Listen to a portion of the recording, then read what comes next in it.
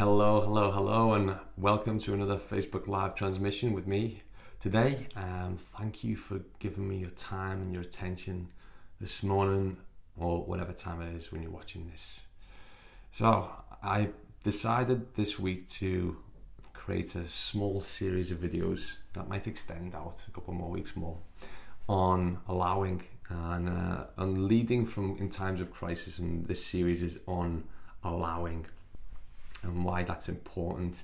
And yesterday's video I shared a little bit about a distinction between allowing versus accepting, and how there is a distinct difference there between one being about accepting what we're seeing and the other being with what we're feeling and having that be at the center of our awareness. And so leading on from that, now I want to dive into another topic, which is understanding the nature of our mind. And this is slightly different to wanting to do something with our mind, like changing our mind or changing the way that we think or adjusting our mindset, which is very useful, but it's different. And so as with yesterday's distinction between allowing and accepting, today is the distinction between understanding and changing the mind. And so the reason why I think this is important is because right now what we're dealing with is an existential crisis more than anything else. I think a lot of you might be beginning to sort of comprehend this, and that's why I'm creating this video series, is because when all of the structures that we have got used to in the world start to fall away, it creates existential angst. It creates a disbalance in our mind because we've created false security in the temporary structures that have now gone away. And so that's what this is all about, is helping people to be able to navigate the internal changing experience that we're having here, as well as being able to adapt to the outside world. But really it comes from the inside world being able to be understood, because it's very difficult to try and understand what's happening outside when we don't really know what's going on inside. So thank you for everyone who's joining me right now. I've got a couple of people, 𝙤𝙤𝙢𝙚, 𝙎𝙚𝙀, 𝘾𝙧𝙞𝙢𝙚. Thank you so much for being with me, and then anyone else who's joining with me now. So what is the nature of our minds? It's a pretty big subject. I'm not going to be able to cover all of it, but I'm going to give you some aspects that I've found to be incredibly helpful and useful and stabilizing, which is really the most important thing. But maybe before we do that, it might be good for us to just maybe slow down for a moment, whether you're watching this live now or whether you're watching it on a replay, and just allow yourself to take a slow, deep breath, and allow that deep breath to be sent very slowly and calmly into the belly.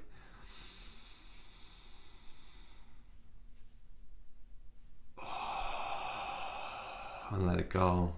And maybe you want to do 2 more of those slow, deep breaths, because here's the thing: when we're trying to listen to things that are beyond our mind's comprehension, beyond the structures which we've set up, it's very difficult to listen from a busy place, because that's where all of the structures exist. What we need to do is come from a deeper place, and that really happens when we slow down the breathing and the mind is no longer trying to find things that it needs to do.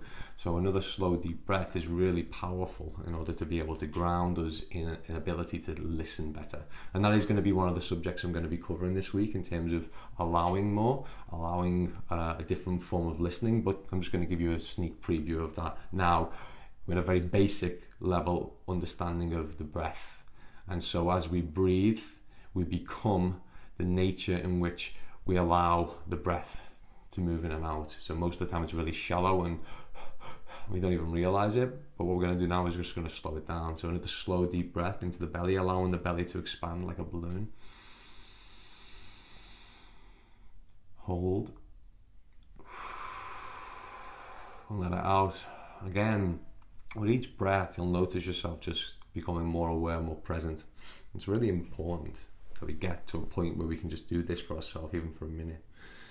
But it's not just the breathing alone that will do it.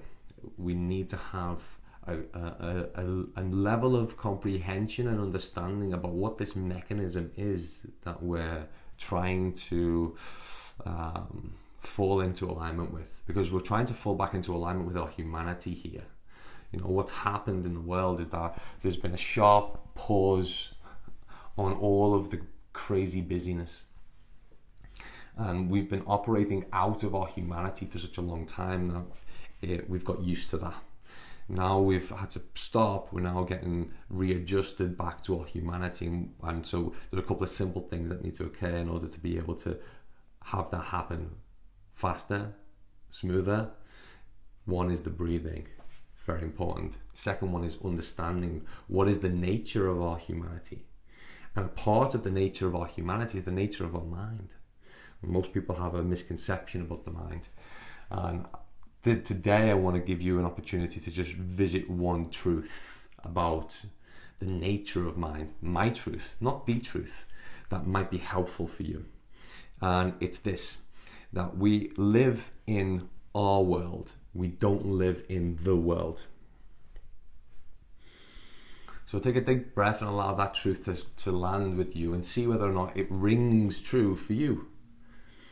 We don't live in our world. We don't live in the world. Sorry, we live in our world. We don't live in the world. We live in our world. And what that means is that what we are doing every single day is looking out of our eyeballs and projecting something that we are expecting to happen out onto what we call our life. And sometimes we realize when we're doing this, and other times we don't realize when we're doing this, but the truth is that it's happening all of the time, every single moment of every single second of every single day. We are creating expectations about what the world should look like, and then we're being met with reality. And if those two things are different, what we expect and the reality, we suffer. And so we suffer to the extent that our expectations don't meet reality.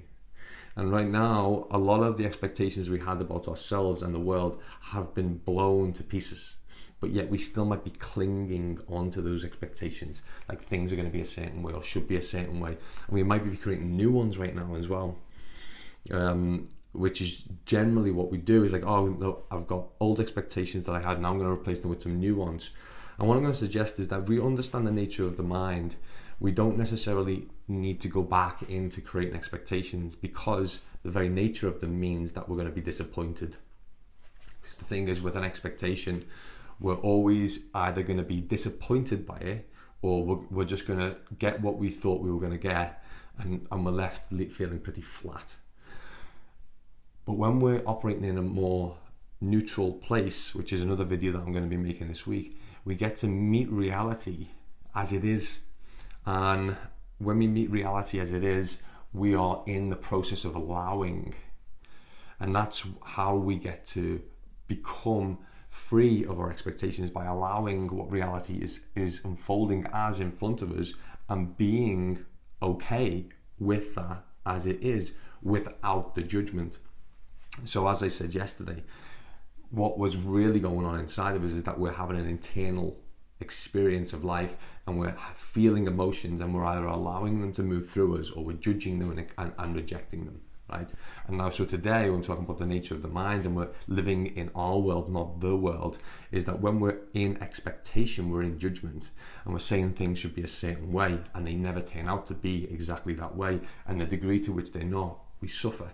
And so now what I'm suggesting is that by allowing yourself to feel what you feel in each moment, and noticing the tendency to expect things to go a certain way, you can allow that idea to move on and just bear witness to what is actually happening, and bear witness to what you're actually feeling, and be in the reality of the situation rather than the expectation of the situation, moving a little bit more out of our world and into the world.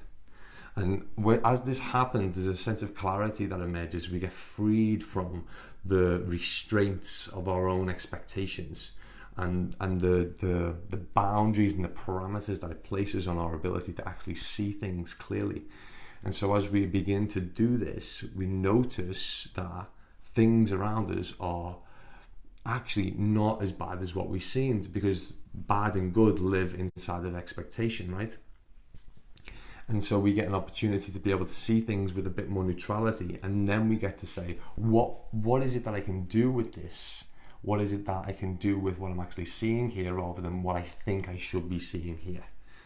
Do you get this, guys? Is this landing and making sense? If it isn't, give me some comments, give me some questions, and I'll clarify, because I'm more than happy to go into this a little bit deeper. I think it's really important. So as we begin to understand the nature of the mind, the first aspect being that we don't live in the world, we live in our world. And this is something that we're doing consistently throughout the day, through creating expectations about what it is that we think we should be seeing.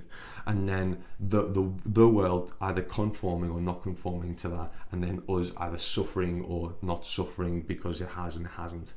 And it's a very dynamic way of living. We get used to this. It's like really edgy, and we get this feeling of up and down, up and down, up and down, which we say that we don't like, but we're kind of addicted to. And it's because we're addicted to creating these expectations, and the expectations are a habitual way of thinking. Okay, so we get addicted to our habits. They're easy. So the expectations create the possibility for suffering to occur. Built on top of this, we have the ability to be able to let go of the expectation by deepening into our ability to allow what we feel as the expectation isn't met, and that's how we let go of it. So like I said, yesterday's video covers that. So as we bring this awareness in, we go, okay, is this an expectation, or is this actual reality that I'm meeting right now? If I feel uncomfortable, I'm bumping up against an expectation. I'm not actually bumping up against reality. It's the first clue, right? If I feel uncomfortable, if I'm feeling tense, if I'm feeling in conflict in some way, then I'm up against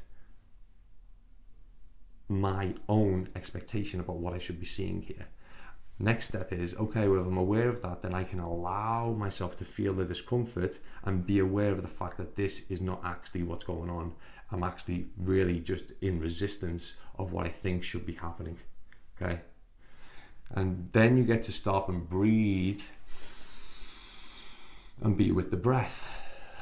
So any of you guys out there who understand meditation, or done any breath work, or done any mindfulness, the ability for us to have a deeper embodied understanding about the nature of the mind, about allowing versus accepting, about our world and the world, can then take the practice on of breath work and doing mindfulness and breathing, and come from a deeper level of comprehension about what it is that we're actually facing here. Because as I said, this is an existential crisis. Although it looks like it's happening outside, it's really happening inside of us. And the ability for us to move through this more smoothly will be increased by our propensity to go within rather than go without, because that is essentially what this is calling for us to do. It's calling for us to go within and address all of the anxieties and the fears and the pains that have been inside of us for forever, but we haven't been able to have the time and silence to actually be with those things enough to move through them. And now is the opportunity for that to happen. So I'm going to leave that with you for today, guys. I'm not going to go for too long. There's going to be a new video tomorrow. I'm going to dive into a little bit more about neutrality, and then there's going to be another video on listening following that one, and then another video that I'm going to do to finish up on Friday. But thank you so much for being with me today. And if anyone who's watching back on the replay got any questions, anything they want to know a little bit more about, anything that doesn't make sense, or any ideas about what we could cover as a topic for next week, please let me know. I'm all ears. Anyway, sending you so much love and goodness. Take care, stay safe, and I'll see you tomorrow. Bye for now.